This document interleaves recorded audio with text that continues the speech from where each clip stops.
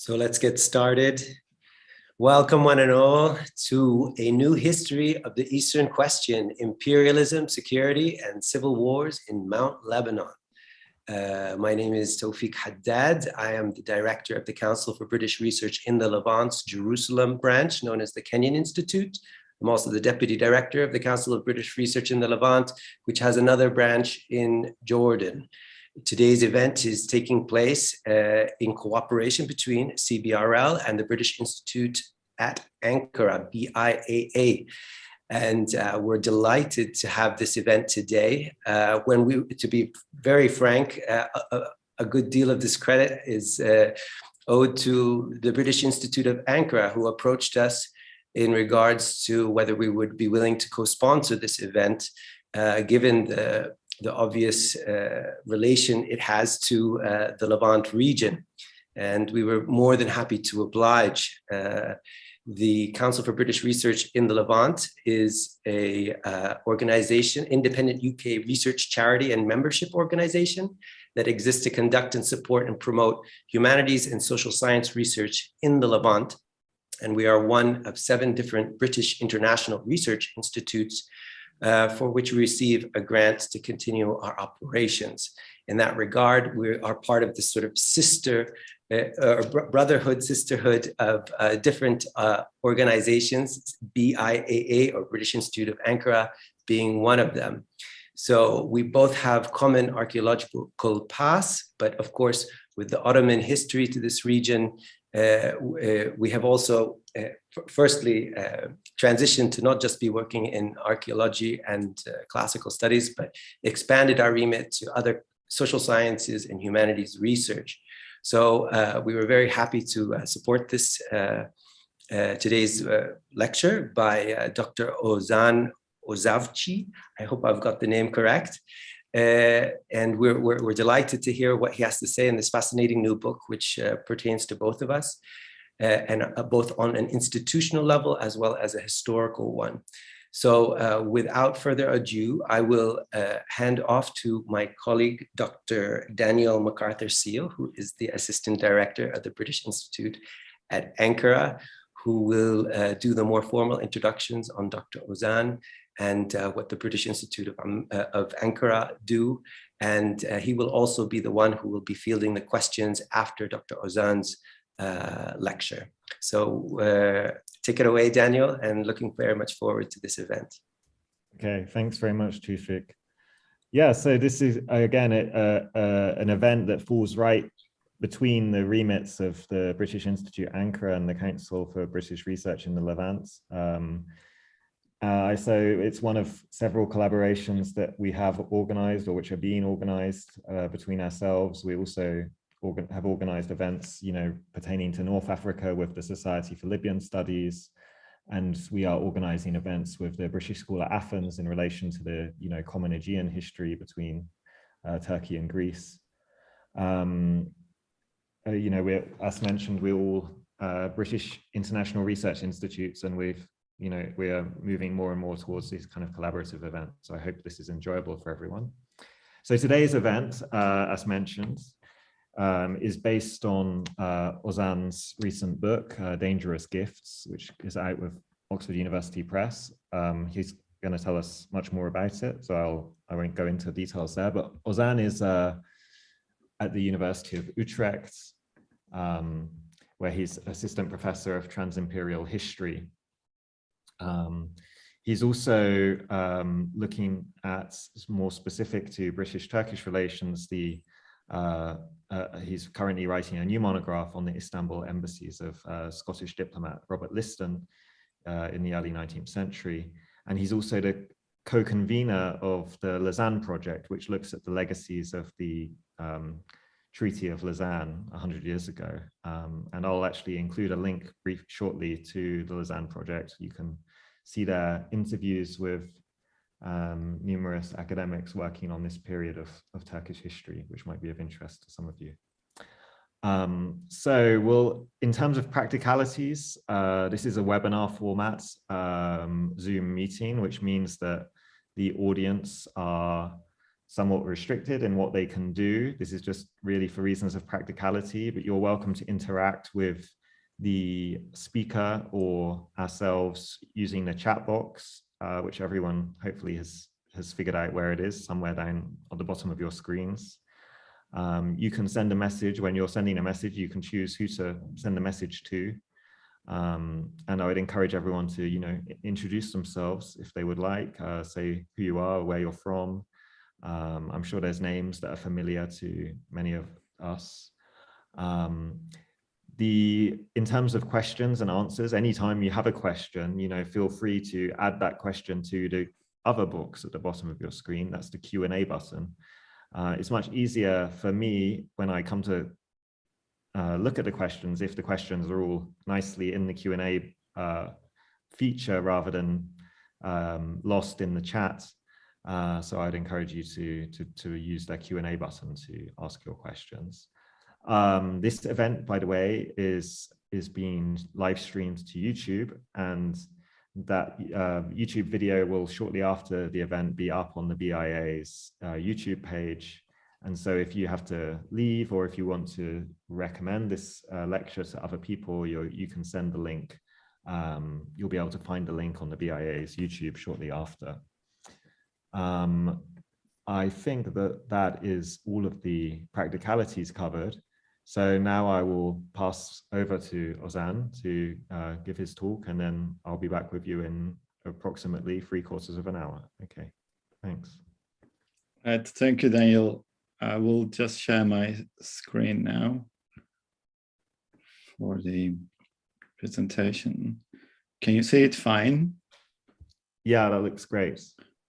Okay, yeah, great. Well, so thank you very much again for the kind introduction and invitation. I'm happy to be here in the presence of our audience. I've just checked the names, quite a few familiar names, which is a little bit, nerve-wracking.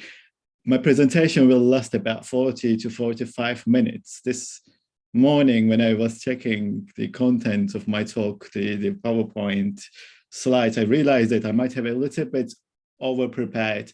So I might go a bit fast. So I'm just going to suggest the audience to buckle up. It will be a fast ride, but I promise it will end soon. So as Daniel has mentioned, the talk of today comes from the contents of my new monograph, Dangerous Gifts, Imperialism, Security and Civil Wars in the Levant. The book was published last July, and thanks to an agreement with European Research Council, it is open access, accessible via the website of Oxford University Press, where you can download it for free or by hard copy if you like. Dangerous Gifts discusses the genealogy of foreign armed interventionism in the Levant in the long 19th century. It looks at the Eastern Mediterranean coast from Greece to Alexandria and their hinterlands. And the book considers how it all began, how the interests, threat perceptions, and corresponding practices of European and Levantine historical actors, or simply put, how their quest for security became entangled. I argue that these first modern interventions in the Levant triggered one another, and they all became intertwined in the fabric of what is now known as the age-old, even outworn Eastern question. In the book, I tell a new history of this old question. I'm going to explain what I mean by this in a second. My presentation today will focus merely on the third part of the book, as you can see the content, so it will be focusing on part 3, and I will pay particular attention to the 1840 intervention. I will consider how great power interventionism in the Levant affected Mount Lebanon. The revisionist literature in the past 2 decades or so, which has by now become conventional wisdom, holds that it was in the age of the Eastern question, in the age of European colonial competition in Mount Lebanon and age of Ottoman reform, the Tanzimat, the period between 1840 and 60. It was in that period that a culture of sectarianism unfolded in Lebanon. Sectarianism, defined as a deliberate mobilization of religious identities for political and social purposes.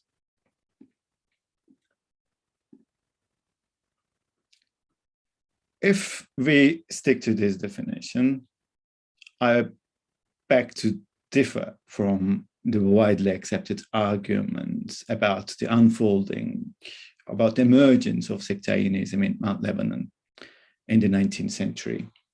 My point is that the emergence of sectarianism preceded the Trans-imperial era or European colonial competition in Lebanon after 1840. And it was, in fact, a much more complex process than has been depicted to date. It is true that with great power interventionism as of the late 1830s, and especially in the 1840s, the civil strife, civil wars in Mount Lebanon became much more intense and vacuumed the country into a violent vortex in the following decades. Explaining this entails looking into long-standing vectors, persistent patterns, or cultures of security within which civil wars were generated and sustained. It entails discerning how imperialism, which I define as the practices, ideologies, and systems of building or sustaining empire, and the quest for security, which I consider as the anticipated state of being unharmed in the future, how these vectors acted as organizing principle of international relations at the time. The Eastern question was one of these persistent vectors, a historical embodiment of the otherwise abstract or ambivalent imperialism security nexus. It is usually considered in the literature as one of the most dangerous, complex, and enduring issues of international relations in the 19th century. At its simplest, the Eastern question referred to how to deal with the alleged perceived weakness of the Ottoman Empire at a time when considerable gaps opened in the modes of economic, political, and military and technological power of a handful of European empires and the rest in the late 18th and 19th centuries. It was in this same period that the global colonial competition for new colonies, shifted from the Americas to Asia and Africa. And right at that time, the Ottoman Empire came to be located as a strategic and economic gateway to global imperial calculations. The question was not a fixed question. It gained different connotations in different periods in the long 19th century because each major empire, including the Ottomans themselves, had a different answer to it in different moments. It was a speech act, if you like, that at times enabled foreign interventionism, and at other times it was used as a discursive practice to fend off interventions. The Eastern question was defined through not only inter-imperial strategic programs, but also a diverse set of relational dynamics, such as intra-imperial domestic relations, both in Ottoman and European empires, and intersectoral relations, meaning how financial, economic, religious, and legal considerations informed political and diplomatic decision-making processes and vice versa. In the book and in my talk today, I will seek to peel away some of these different layers of the Eastern question and foreground the agency of Levantine actors. This, I like to believe, is what makes my analysis a new history of an old question, because the Eastern question has tended to be studied in the literature as a European question to this date, as a Western question, focusing mostly on strategic calculations, while the agency of local actors and law politics were to a considerable extent overlooked. I'll try to draw attention to the agency of particularly the inhabitants of Mount Lebanon in my talk today. So how did the Eastern Question and great power interventionism affect Mount Lebanon in the course of the 19th century? And how did the Lebanese inform the Eastern Question? These are the main questions that I'll be raising and trying to answer. In fact, in almost every major episode of the Eastern Question, the inhabitants of Mount Lebanon, which was an arguably autonomous region in the Ottoman Empire in the Eastern Mediterranean coast, in every episode of the Eastern Question, the Lebanese emerged as an actor at various capacities. If I may visualize a little bit, in the 1770s, the Russians had contacted the Lebanese to revolt against their Ottoman overlords during the Russo-Ottoman War, while the Russians were toying with this Greek project which aimed at the total dismemberment of the Ottoman Empire. I'm not going to go into the details of each of these charts. I saved them for my book talks that focus on the larger history of the book. There will be another book talk on 14th of April. So if you want to find out more about these charts, please join me then. Today, the focus is on Mount Lebanon. In 1799, a couple of decades later, when Napoleon Bonaparte's armies invaded Egypt and Syria, southern Syria, they sought the support of co-religionists, the Maronite Grand Emir of Mount Lebanon, but only to be turned down in the end. And then, during the Greek War of Independence, Greek revolutionaries had got in touch with the Lebanese, again to revolt against the Ottoman overlords, when there was indeed a revolt in Mount Lebanon in 1821. But none of these Maronites, Russian Druze, French Maronites, and Greek Lebanese encounters yielded concrete immediate results. Their long-term effects and Lebanese responses back further investigation and research. In the 1830s and 40s, on the other hand, during the so-called Egyptian crisis, when the Pasha of Egypt, Mehmed Ali or Muhammad Ali, rose against Sultan Mahmud II, Syria and Mount Lebanon found themselves at the center of an inter-imperial crisis, an empire-wide civil war, if you like, first. And then in the middle of a trans-imperial crisis with the interference of the great powers in the civil war. A great power intervention took place in 1840. The powers, Britain, Austria, and Ottoman Empire, they bombarded Lebanon to drive Mehmed Ali out of Syria.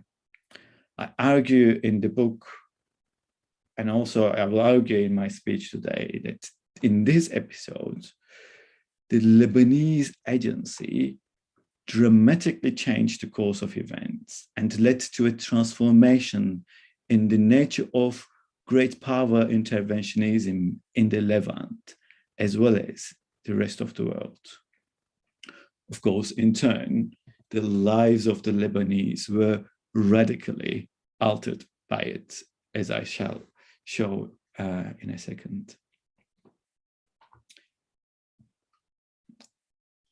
It is usually argued in the revisionist literature, a much celebrated literature, that sectarianism unfolded in Mount Lebanon after the 1840 intervention.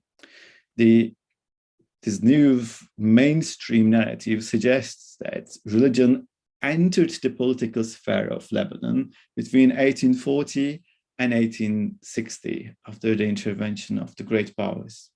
And according to this account, sectarianism as a practice, quote and unquote, developed out of and must be understood in the context of 19th century Ottoman reform that was heralded by the 1839 Gülhane Edict or the Tanzimat Firman.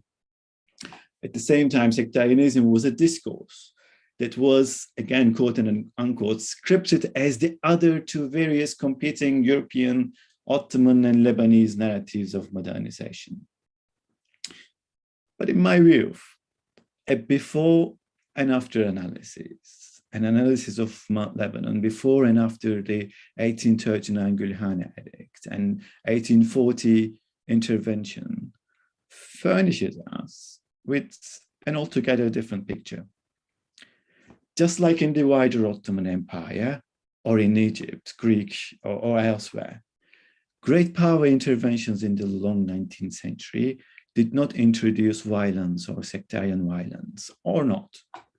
They did not introduce violence from scratch. Interventions took place usually by making use of existing, often violent crevices in the Levant. Lebanon was no exception. Sectarianism had already been in the making there in the early decades of the 19th century. Just to be clear, and just for context, I should say by Lebanon, I refer to Mount Lebanon, the mountain and its immediate environs, that was under Ottoman rule with a degree of autonomy, not the present day modern sovereign state. In the early 1820s, it had a population of about 215,000 people, and it was a very diverse mountain with predominantly Maronite, Greek Orthodox, Greek Catholic, Druze, and Sunni populations. Mount Lebanon was a world of feudality.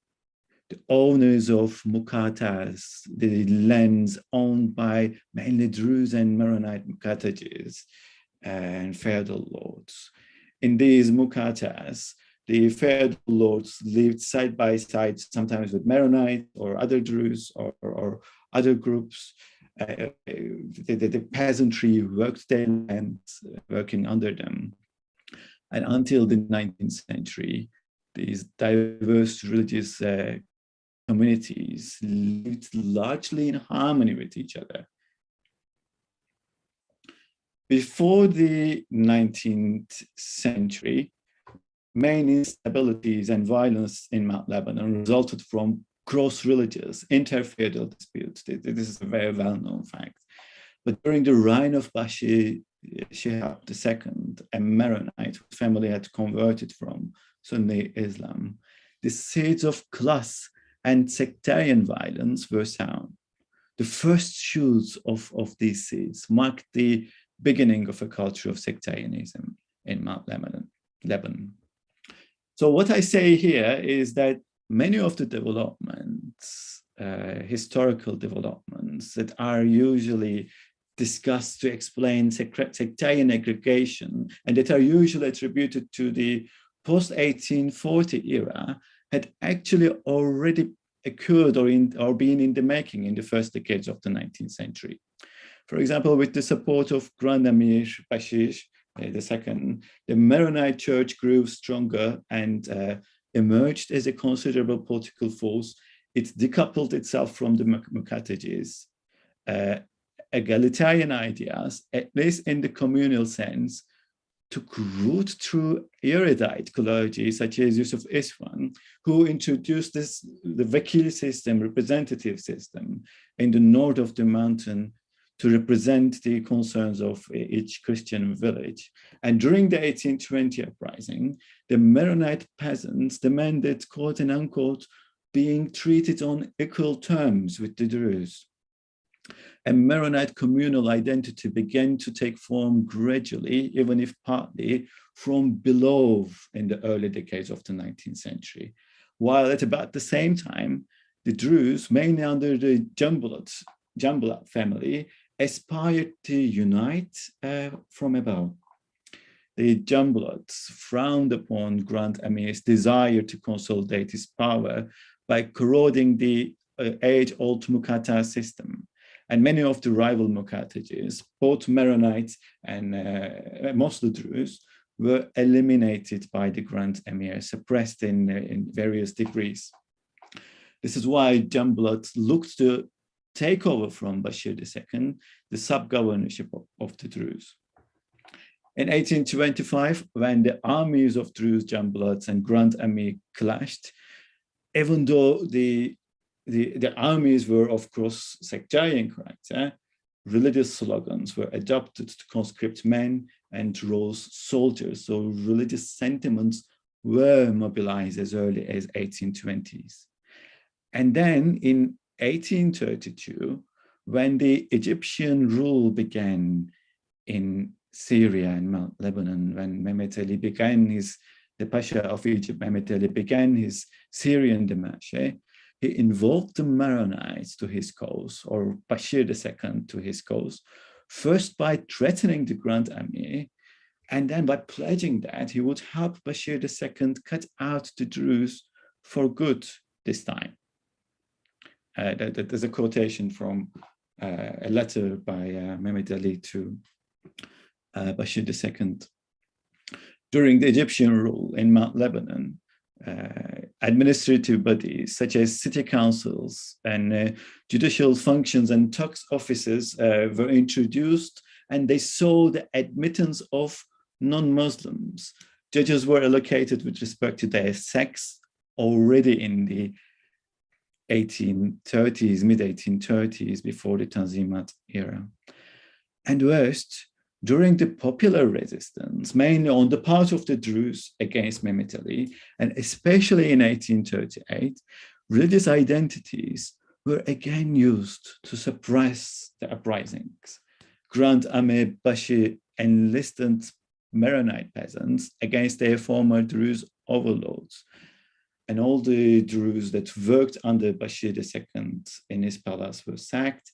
And in June 1838, when the suppression of the Druze uprising began, Bashir II sent a letter to all Christian soldiers on Mount Lebanon to rise, quote and unquote, against your enemy, the community of heretical Druze who deny the prophets. But the old ties between the former Maronite tenants, peasants, and the Druze sheikhs were not entirely cut. In 1840, the Maronite peasants also rose against Mehmet Ali due to unremitting conscription, forced labor, and heavy taxation. And in May 1840, Maronite peasantry, Maronite lords, and Druze chiefs formed a pragmatic alliance against Mehmet Ali and Bashir II, seeing that they had this common threat. But the Druze chiefs dropped out of the league when Bashir II promised them legal possession of new lands, which deemed Maronite peasants immensely resentful of, quote and unquote, the betrayal of the Druze. So in short, all this is to say, in a rather fast talk, all this is to say that sectarianism and class consciousness began to emerge in Mount Lebanon already during Bashir II's rule, before the 1839 edict and the 1840 intervention. The 1840 intervention heightened these differences and eventually led to the eruption of a cycle of civil wars. But first, a question needs to be asked. Why did the great powers, European powers, intervened in the Ottoman Empire, in a civil war in the Ottoman Empire in 1840? And why did they intervene, more specifically, in Lebanon? I detail this story in the second part of my book. It has a really very nuanced history, but very briefly, the main reason for interference in 1839 and 1840 especially was the fact that the European great powers of the time, Russia, Austria, Prussia, Britain, and France, they saw greater threat in the disintegration of the Ottoman Empire than benefits. Mehmet Ali routed the Ottoman Imperial Army for the fourth time in June 1839, during the civil war between Istanbul and Cairo that had begun in 1831-32. The road to Istanbul was wide open to the Pasha of Egypt now. And the powers, the European powers, wanted to prevent the fall of the Ottoman Empire. The Ottoman agents, for their part, also invited the European great powers to intervene. So there were always pull factors for interventions. For example, the Ottoman foreign minister, Mustafa Rashid, would write long memoranda as to how the intervention should have taken place. He wrote one in July 1839 to French agents in Paris, arguing that the European interventions in the ongoing civil war in the Ottoman world ought to take place, quote and unquote, not by a single nation, but an alliance of all great powers, not in the name of liberty, but in the name of security. The four major powers, Austria, Britain, Prussia, and Russia, set to intervene. They issued an ultimatum. They were ready to issue an ultimatum and drive Mehmet Ali out of Syria. But France resisted. The French were tacitly backing Mehmet Ali's campaign at first. In the end, many in Paris, in France, believed Mehmet Ali had been the victor of all battles fought between Ottoman Imperial and Egyptian forces. Moreover, French soldiers were serving in Mehmet Ali's army. And perhaps most importantly, in Paris, in France, the liberal public opinion considered the Pasha of Egypt, Mehmet Ali, as the Napoleon of the Orient, the civilized face of the East, or quote and unquote, the missionary of civilization in the late 1830s. This was a time when the idea of civilization, that master theme of the 19th century international thought, began to gain traction, especially after François Guizot's Sorbonne lectures a decade earlier. Ironically, this very notion, the notion of civilization, would be weaponized against the French resistance to the great powers' intervention in the Ottoman Civil War. We can explain this in relation to two historical developments. The first was an Ottoman move, a very well-known move, which has become subject to new academic discussions these days. The Gülhane Edict of the 3rd of November, 1839. One reason for the promulgation of this edict was to paint Istanbul, not Cairo, as the true face of civilization in the East. This is what Mustafa Rashid would explicitly write to his European correspondents.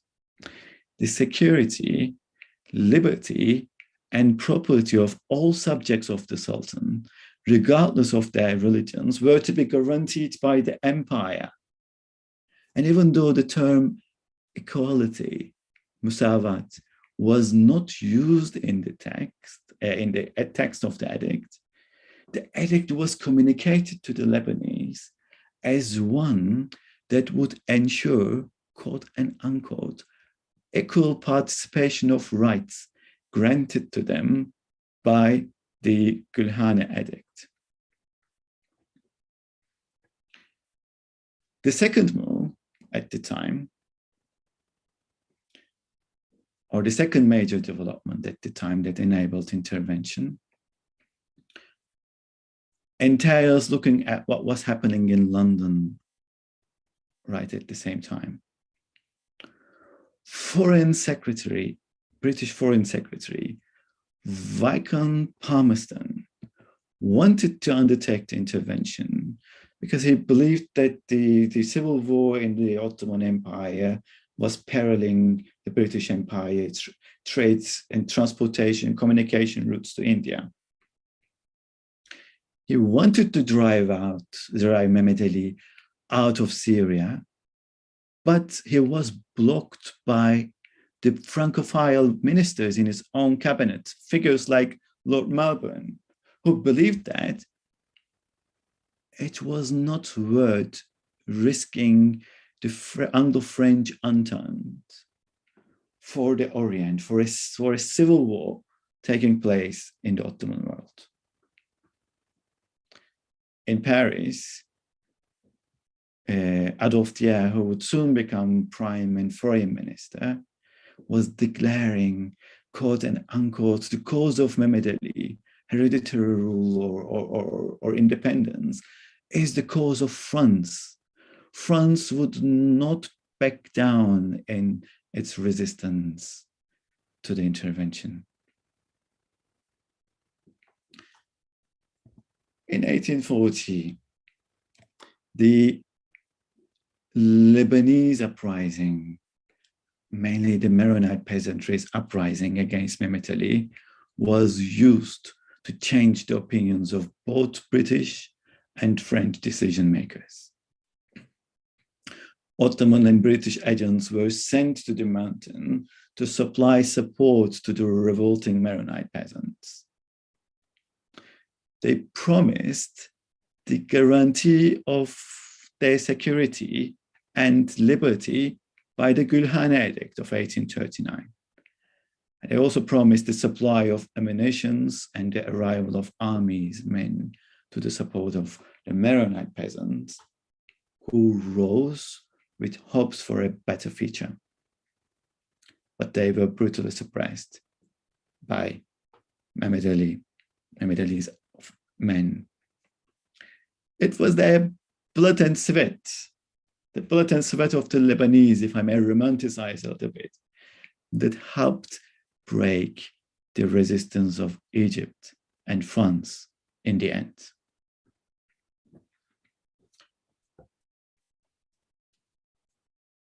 The devil in the detail here is the fact that, according to the capitulatory treaties, the French were acting as the historical protectors of their co-religionist Maronites.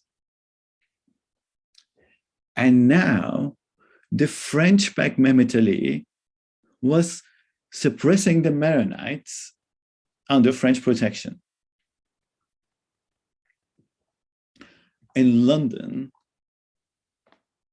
Foreign Secretary Viscount Palmerston would write to Istanbul, "I will further on that till this insurrection broke out, I did not clearly see my way as to the means by which we could drive Mehmet Ali, the Egyptians, out of Syria." He'd found a solution, and he was relying on the Lebanese insurrection. In Paris, right at the same time, anti-Mehmet Ali propaganda began. Prominent writers like Alphonse Lamartine, who was the owner of the quotation I read out before, Mehmet Ali being the missionary of civilization in the East. He started to argue, he started to write that the Syrians, and most importantly, the Maronites, quote and unquote, a healthy, vigorous Catholic population, viewed the rule of Mehmet Ali with horror. And they were fighting for their freedom from Mehmet Ali's despotism, quote and unquote, the upsurge in barbarism. Lamartine, moreover, argued that the Eastern question was being interpreted erroneously in France. It should have been seen not as a source of conflict. France should not be resisting the other great powers and should not be preparing for war. The Eastern question should be seen as an opportunity for profitable political and economic gains for Europe. France could follow a more conciliatory policy and seek the establishment of, quote and unquote, a general protectorate of the West over the East. Put simply, Lamartine suggested repurposing the Eastern question as an instrument of condominium, not dangerous competition among the European powers, but still an enabler of great power intervention in the East, not a trigger of war among them. Lamartine was not the only figure of the time that argued against French resistance, argued against war of France with the other powers. And in the end, King Louis-Philippe backtracked. The Lebanese uprising was reinforced by Ottoman and British armies with Prussian commanders. Austrian ships were also involved. And the bombardment of Lebanon began in September and resulted in not only the withdrawal of Mehmed Ali's forces from Lebanon. From then on, what I term a trans-imperial security culture also came to inform what issues were to be considered as security issues and how they were to be tackled. And they were to be tackled in consultance with the participation of the great powers from 1840 onward. The invitation of Mustafa Rashid, the Ottoman desire to pull great power interventions in part. But the trans-imperial security culture was a culture of interventionism, the origins of which can be sought to the late 18th century, something that I write extensively in my book. It was defined through this symbiotic dynamics of inter-imperial cooperation and competition. As Lamartine wrote, the powers were to act together, but they acted together, especially from 1840 onward, in the Levant, not simply because of an ultimate common goal or uncontested convergence of their interests, but mostly to cushion their differences. And this became the case throughout the course of the 19th century, with a few exceptions like the Crimean War. By definition, trans-imperial security culture was a counterproductive process. It was reproductive of its own threats and a recipe for further violence, even if not among the great powers. Violence among whom then?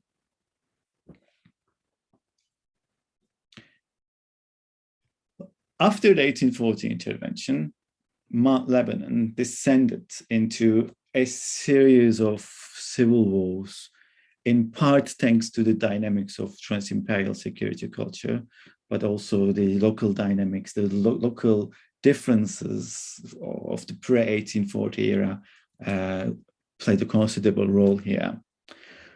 Britain, Austria, Russia, and Prussia, all the intervening powers in 1840, they also found a right in the perpetuation of their intervention in the local affairs of Lebanon from that point on. Austria and Russia assumed the protection of their Greek Catholic and Greek Orthodox core religionists. The French, they had been humiliated. The French had been humiliated during the 1840 intervention. They now looked to save their face, revive their influence in the Levant, and regain the trust of the Maronites by supplying them with credits, with financial aid and gifts. For their part, the Druze in Mount Lebanon, they turned to the protection of the British, not the other way around. All these calculations, all these clinging together of threat perceptions or interests of different religious groups with one or the other great power, or all these couplings, heightened tensions that were already existing in the mountain as early as 1841. New strains were also introduced, especially after the return of the Druze lords to Lebanon. the former lands of the Druze sheikhs, the Muqaddajas, had been controlled by the Maronite peasants for nearly a decade now under Egyptian rule. Maronite peasants were clinging to the promises made by the Ottoman and British agents during the 1840 intervention. Remember, they were saying that they would have equal participation to rights granted by the 1839 edict. But these pledges were not kept, especially after a conservative cabinet came to power in Istanbul in the spring of 1841. And this cabinet looked to append what was then termed the Reshid Pasha system or the Tanzimat system. The Druze feudal lords, they were returning to Lebanon with the hope that their ancient lands and privileges would be granted back to them. In fact, they had been sent by Ottoman and Egyptian agents to Lebanon at the time. During the Egyptian interregnum, some of them were in Western Anatolia and some in Egypt. They were both sent to Mount Lebanon with pledges that they were going to retain their ancient lands and privileges in return for serving either the Ottoman or their Egyptian overlords.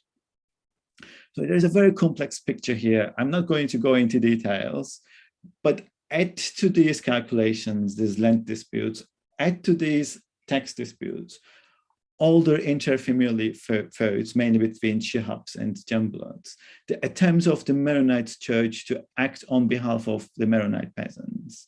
A large number of factors fed into a complex system and burst out in the shape of a civil war or a series of civil wars, the first of which broke out in September 1841. It was of both sectarian and interclass nature. After the civil war, the conservative Ottoman authorities abolished the existing old Grand Emirate system in the mountain, and they introduced direct Ottoman rule with the appointment of an Ottoman Pasha, Ömer Pasha, as the new ruler, interim governor of the mountain. But this created great hysteria on the part of the Maronites and the French especially.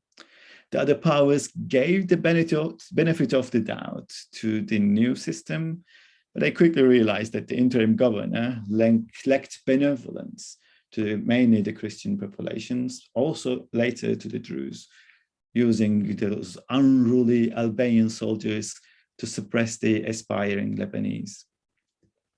The powers intervened again, not by military this time, but diplomatically.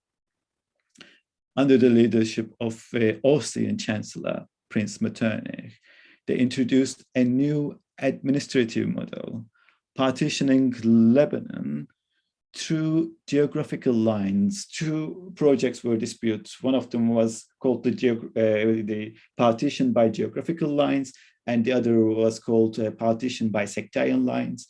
And they opted for geographical lines, meaning they agreed on cutting the mountain into two halves using this Beirut-Damascus road as the border. The left of the mountain was left to a Maronite, to the jurisdiction of a Maronite Kaymakam, district governor, and the south to a Druze Kaymakam.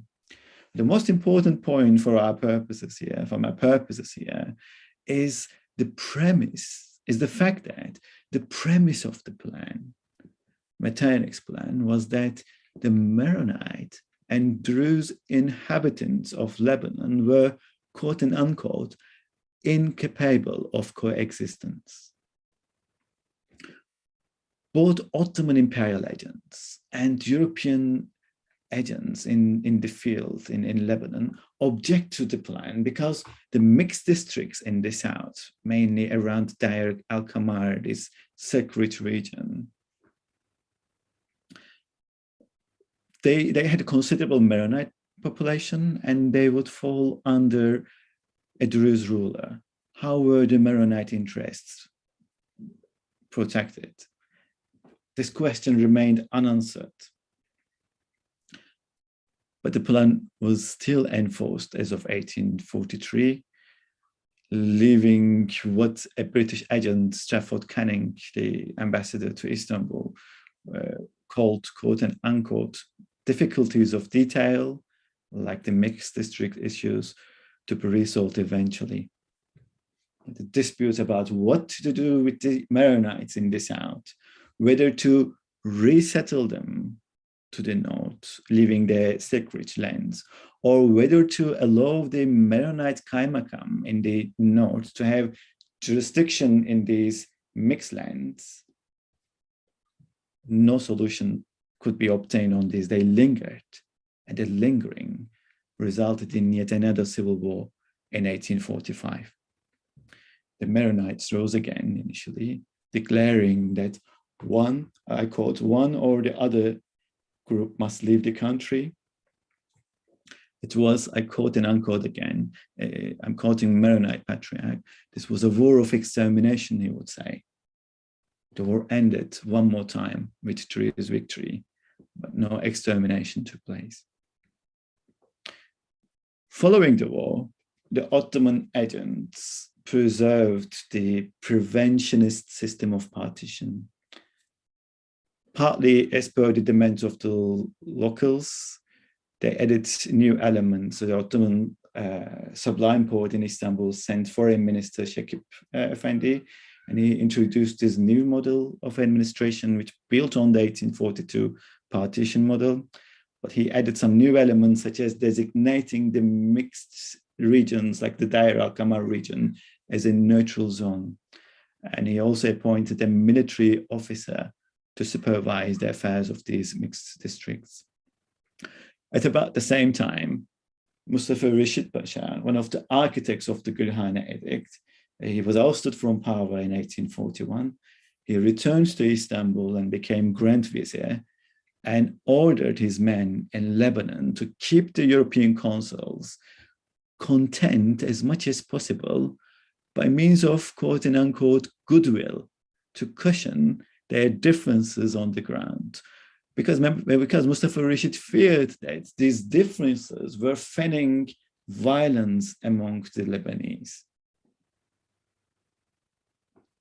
For more than a decade, the mountain was relatively in tranquility. In 1860, however, a new civil war erupted due to remarkably similar reasons. I won't be able to go into details of this period due to the fact that I have really limited time, but these causes included imperial pledges of equality, accentuated especially by the 1856 edict. The peasants' quest for rights. Usama Makdisi has an excellent account of this in his book and articles. The land disputes, and also the emerging Christian middle class, this Young Men's League in Beirut. I gave the names of who were part of this Young Men's League in Beirut and to what degree they were involved in the eruption of civil war or in defending Maronite Christian interests at least. So complex set of vectors again fed into the eruption of a new civil war in 1860, the last major civil war in the 19th century, which proved to be much more disastrous than the previous ones, because nearly 10,000 people died this time, while in the previous clashes, the numbers were limited to between 1,000 to 3,000. And in 1860, about 100,000 people became refugees, which is an immense number for 19th century standards. The great powers intervened again.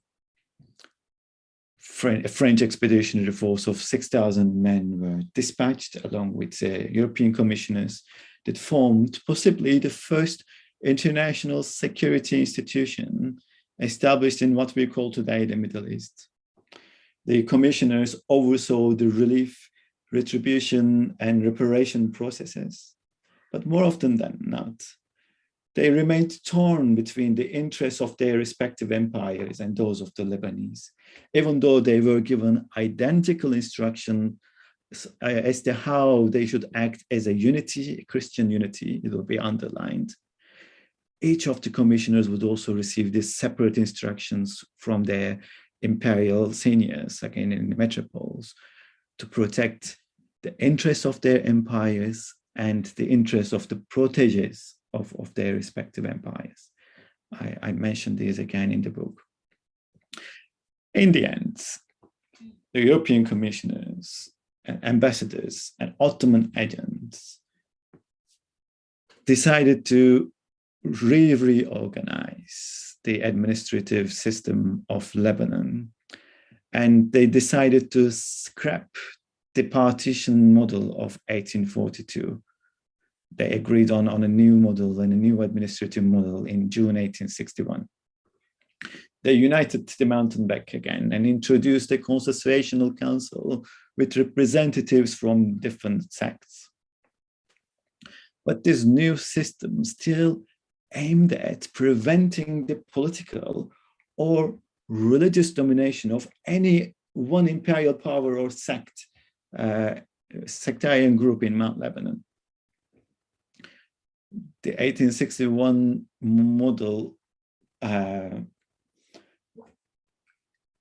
agreed on bringing a governor from outside Mount Lebanon, but it would be a Christian governor.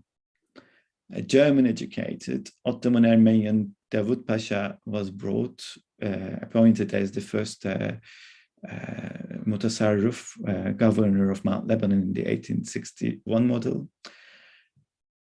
But instability and violence persisted in the mountain after he came back, after Davut Pasha arrived, mainly because of local opposition to the new regime, particularly on the part of figures like Yusuf Karam, but also partly because the demands of the local Lebanese were unheard during the reorganization of the mountain administrative system. But in 3 years' time, and I find this part extremely important, first in 1862 and then in 1864, Davut Pasha remarkably, immensely amended the system, listening to the demands of the local Lebanese.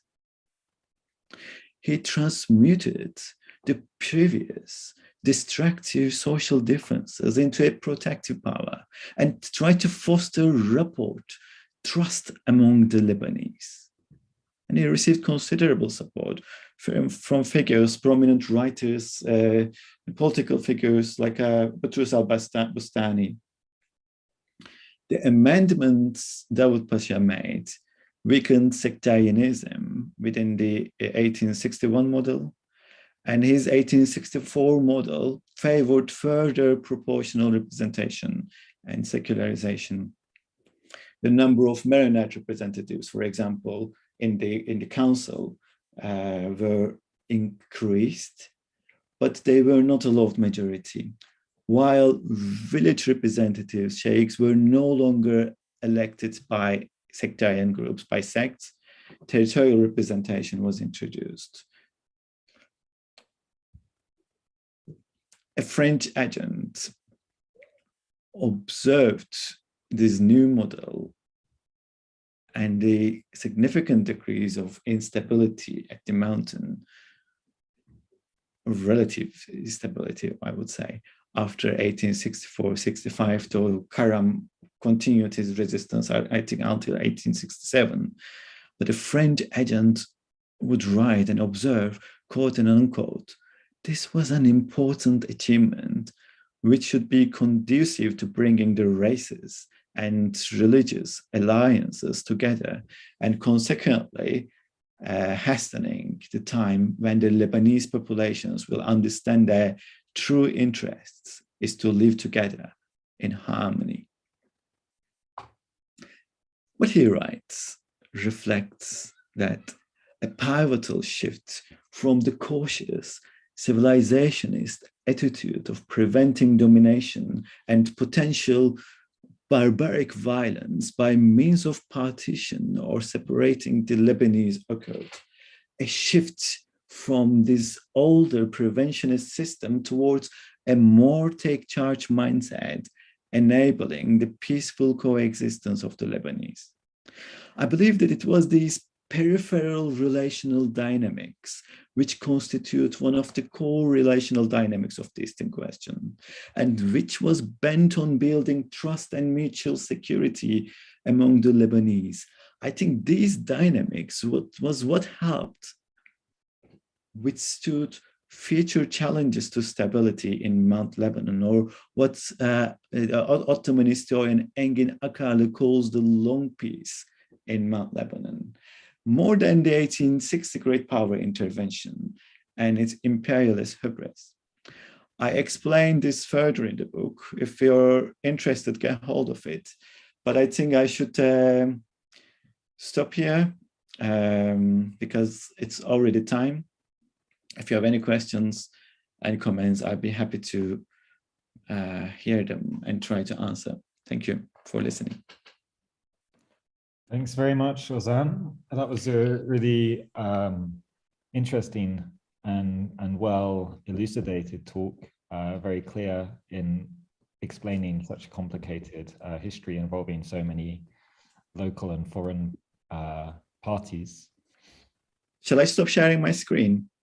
Yeah, sure. Why not? And then we can see your face a bit bigger when you're answering the questions. That's always nice. Okay. So there are several questions already. Anyone who wants to ask a question, again, I would suggest you use the Q&A rather than the chat, because that's where I'm going to be looking now. I'll go through in the order that they arrive. So Mohammed Said Kardash has several questions actually, but I think I'll focus on the one which I think is of most interest to the audience, which is maybe you could give some detail as to why French public opinion thought Mehmed Ali was the civilized face of the East. I mean, why did they make this Napoleonic comparison? I guess this revolves around his measures of rule in Egypt. Might be surprising given that he had defeated the French that they came to admire him so much. How do you mean he had defeated the French, Mehmed Ali? Well, I mean, he'd been sent with the British, right, to Egypt to displace the French. Yes, in 1800, yes, that's true. He was involved in the Ottoman army. But then in the 1800s, after the French were driven out, a fiendishly complex civil war took place in Egypt. A civil war fought first between Ottoman imperial forces and Mamluk Beys that the French tried to eliminate in the first place when they invaded Egypt, but then the French tried to form an alliance with the Mamluks. And then the Ottoman imperial forces split when the Albanian irregulars and the Ottoman authorities had the salary disputes, and Mehmed Ali turned against the Ottoman imperial forces and formed a fluid alliance with the Mamluk Beys. And he approached the French as well, Mehmed Ali, and he started receiving the support of the French as early as 1800s, when he rose to power in 1805 as the governor of Cairo. He did receive the succor of the French back then. And then after the Napoleonic Wars, when Mehmed Ali was reforming his army and bureaucracy, he turned to the aid of mainly French officers that had been disbanded after the Napoleonic Wars, when the French army was disbanded. And he brought them, and a number of French officers were already serving under Mehmed Ali. And the reforms that they introduced, I wouldn't say modernization, but the legal rational state system that they developed under Mehmed Ali, it was observed in France keenly. In 1826, a new French mission was sent to help Mehmed Ali further improve his military, navy, and bureaucracy. And Mehmed Ali also played his part to gain French support. So there is one thing that I could not quite mention in my talk, but needs to be mentioned: the fact that Mehmed Ali came to power in Egypt in 1805 during a civil war, and in fact against the will of the Ottoman Sultan, left him with this everlasting sense of insecurity. And one reason he wanted to invade Syria was to obtain this natural security through the Taurus Mountains. But he was also aware that he had to, or he wanted to declare his independence at some point to fully establish the security of his reign in Egypt and those of his children and family. And he was aware that he needed to have received the support of one or another great power to be able to do this. He observed how the international system, the new international order was working after the Vienna Order. The Greek Independence War was a very dramatic learning experience for him because he lost his fleet in 1827, but he also saw how the Greek gained their independence with the support of the powers. So in 1832, for example, in December 1832, just before the Egyptian army was to confront Ottoman Imperial army, the French national anthem was played in the Egyptian front to rouse Egyptian sentiments. There were several French officers serving as commanders in the Egyptian army. In 1832, after a month-long siege, when Mehmet Ali managed to capture the castle of Acre, the very castle that Napoleon Bonaparte had failed to capture in 1799, it sparked considerable interest in France. How could this man manage to do it? But the fact that French officers were serving under his rule, under Mehmet Ali's command, also had something to do with the fact that the French were quite interested in what was going on in the Ottoman Empire at the time. And Mehmet Ali would send these obelisks to France in the 1830s, again to gain the sympathy of French public opinion. So all these led Mehmet Ali to be considered with more sympathetic eyes, especially by French public opinion. Also, Saint-Simonian mission was also sent to Egypt in 1830s. Really a long list there, but I think I'm speaking way too long. Maybe we should make some time for other questions. Sure. We have a few questions, but hopefully that answers Mohammed Said Kardash's question. Because we have so many questions from different people, I'm going to move on to the next question. And if we do have time, we'll go back to the other questions that Mohammed Said Kardash had. So the next question is a rather long one. I hope, Ozan, you can read it for yourself, I think, but I will read it out for the audience's benefit.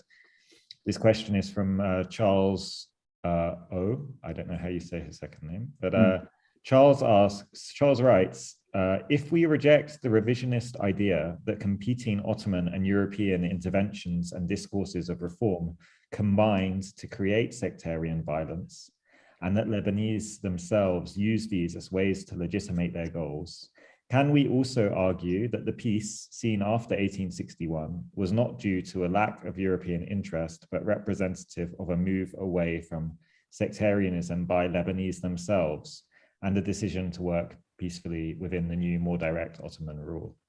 Question. And it is indeed a very long question and a very good one. I would say we should not entirely, okay, the question disappeared. Oh, sorry, look to answered. If you look in the answered tab, you should see it. Okay. So I would say what I'm arguing here is not to entirely reject the revisionist idea, but change the chronology of it and not limit it to 1840. But since this is a yes and no question, my answer to you would be a yes, Charles O. Indeed, the shift in the position of how the Lebanese came to see each other and how they positioned themselves against their sectarian differences, especially the 1864 model introduced by Dawood Pasha, but not only by him. Several Lebanese figures were also involved in the production of it. European consuls and Ottoman administrators were also involved in it. In fact, the Eastern question, inter-imperial competition, it never came to an end, especially after the British invaded Egypt in 1881. I will say, I'm not sure it might be 1882. The French wanted to, it's 1882. The French wanted to reassert their influence in Lebanon. And again, quite conservative Ottoman bureaucrats were operating in Syria. There was this very familiar ground for inter-imperial competition, likely to fan violence among the Lebanese. But by that point, they tended not to violence, and they prefer either to migrate from Lebanon, or follow the more pacifist policy or approach toward each other. I think how the local Levantine and Lebanese, Middle Eastern actors see each other, treat each other, is fundamental as to whether violence erupts or not. And the same applies to the sustenance of peace in the region, both the wider Middle East, as it was called as of early 20th century, and the Levant in the long 19th century. I hope this helps, this answers your question, Charles. Happy to discuss this further if it wasn't satisfactory. Okay, thanks. Yeah, so let's move on to another question. This is from Dimitrios Stagiopoulos, who writes, firstly, thank you so much for your wonderful presentation. You mentioned that the emerging middle class was one of the causes for the civil war of 1861. What were the causes for the appearance of this new class? Was this class present in the previous results in civil wars in the 1820s, 30s, and 40s? Not in the 1820s, but in the 1830s, especially after during the Egyptian interregnum, the growing security, and especially with the introduction of these new transportation lines through steamships in the late 1830s, 40s,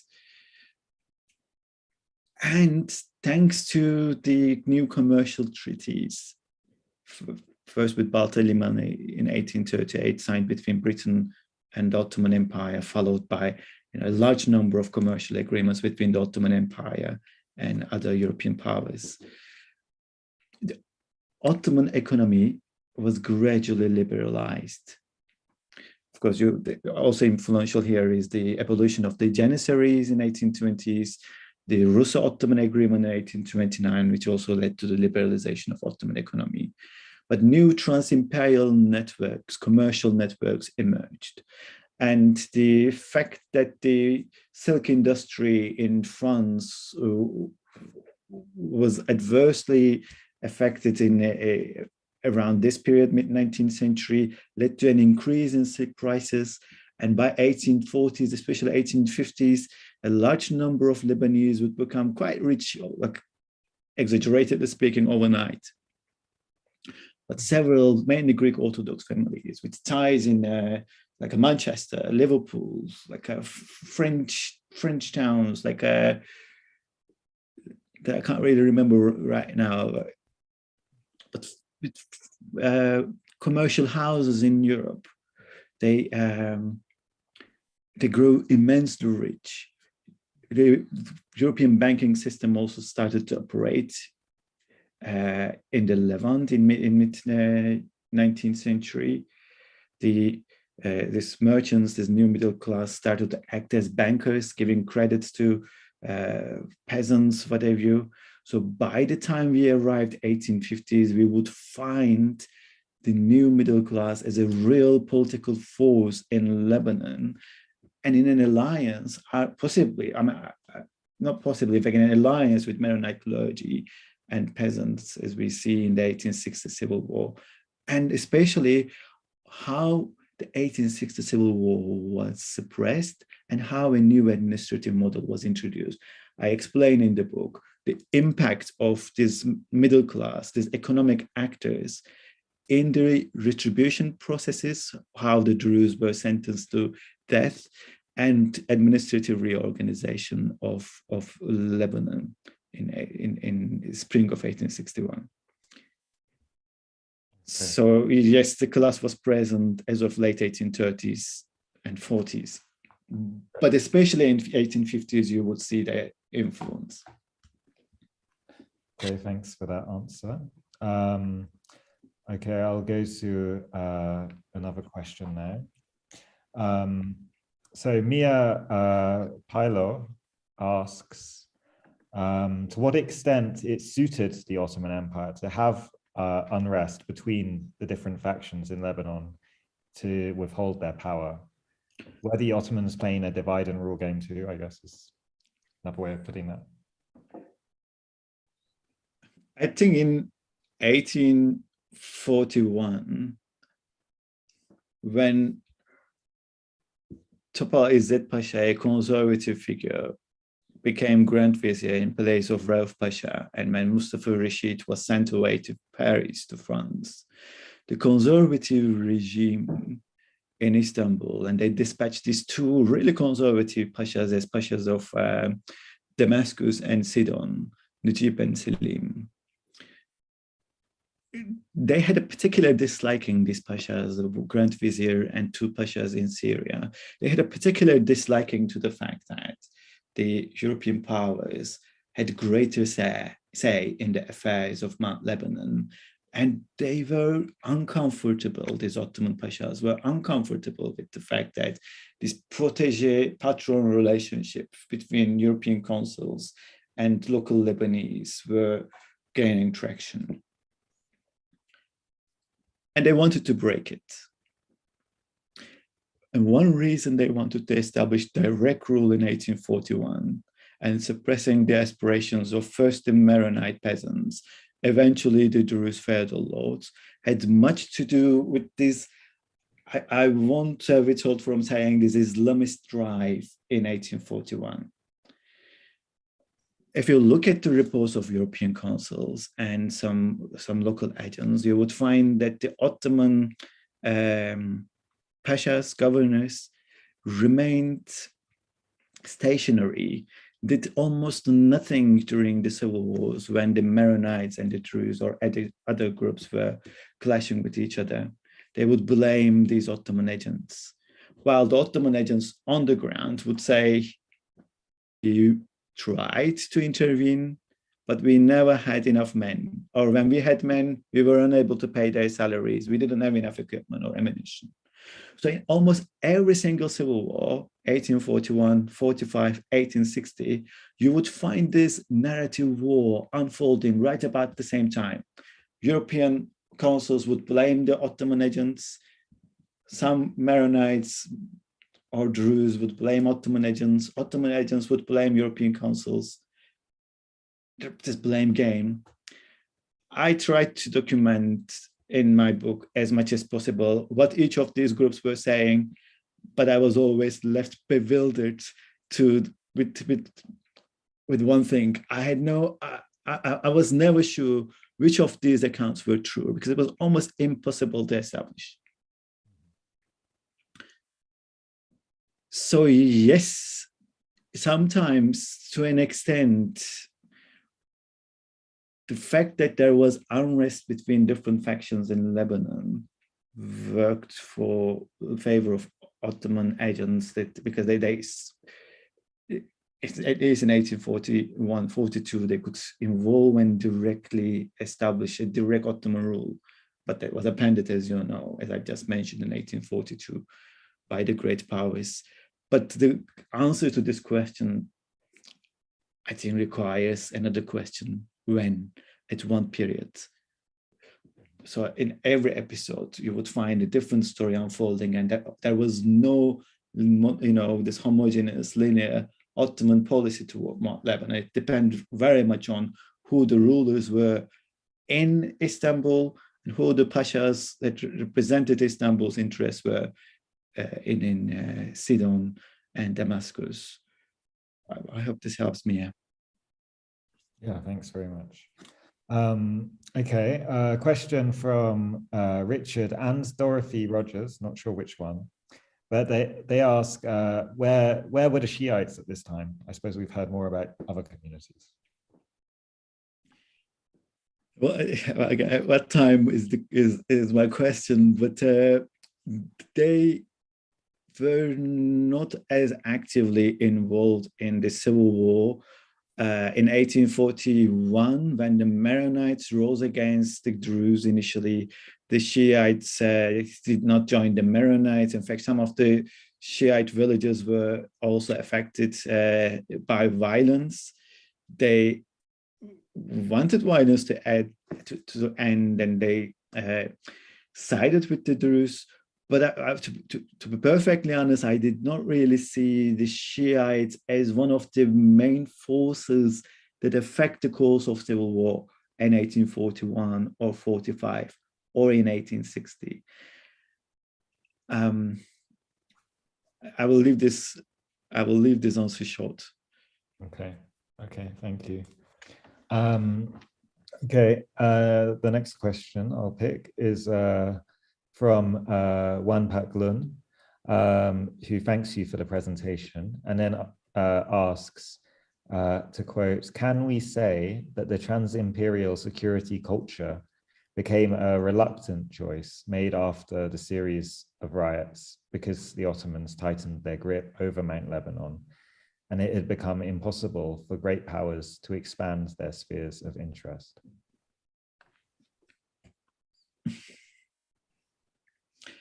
Well, trans-imperial security culture. Well, first of all, thank you for the question, Van Paklun. And its trans-imperial security culture began to unfold in the late 18th century, especially during the French invasion of Egypt at the time. The French actors, Foreign Minister Charles-Maurice Talleyrand and Napoleon Bonaparte came up with this new discursive practice, intervening in the affairs of the Levant for the benefit of the locals. We are doing a favor to the Ottoman Sultan. And they came up with this new idea of moderate aggressionism. I detailed it in the first chapter of the book.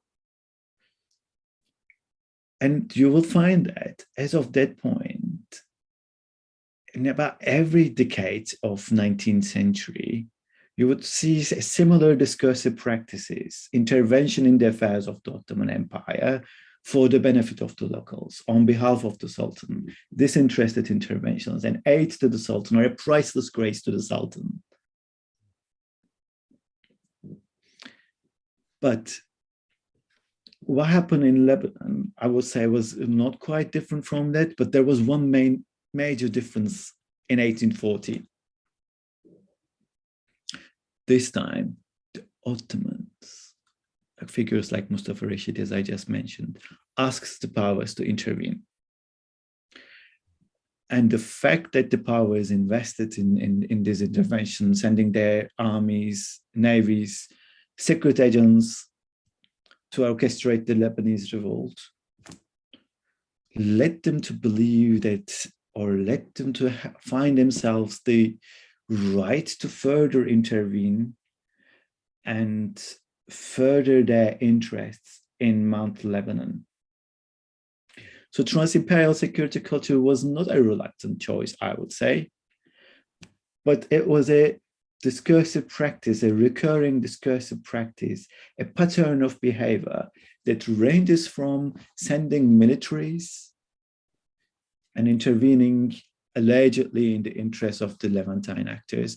But as I discuss in the book, there were always more immediate self-interest at play, and almost none of them were disinterested.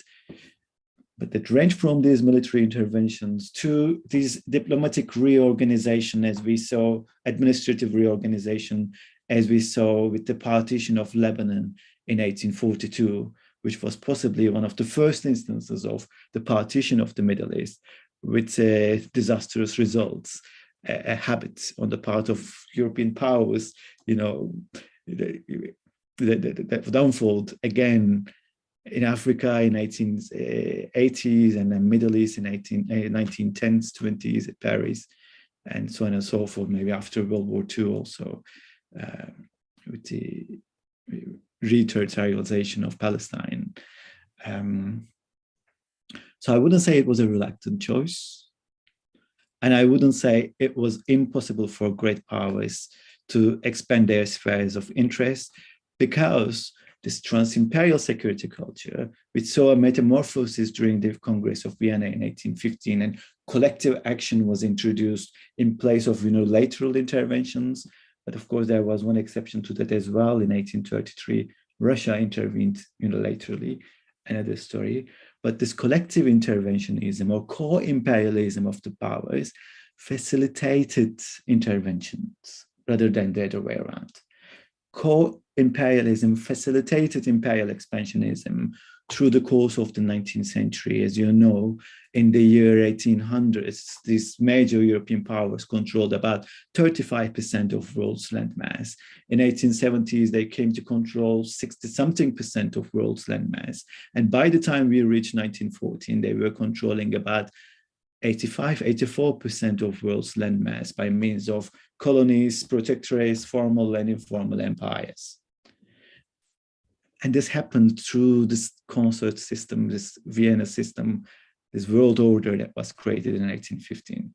And trans-imperial security culture was the logic of intervention, the culture of interventionism that partly enabled this expansionism. Great. Thanks. I think that's a great answer. I think we can try and squeeze in a couple more questions and then finish, if that suits you. There are some follow-up questions, but I won't, from people who have previously asked questions, but I'll leave those to you to address later if they want to pursue you by email. The question there are two questions I want to ask now. One is from Birten Celik, who, apart from thanking you and the Institute and let's say the CBRL too for organizing this event, they ask whether these conflicts in Mount Lebanon between 1840 and 60 contributed to the rise of Lebanese nationalism in the later years or not.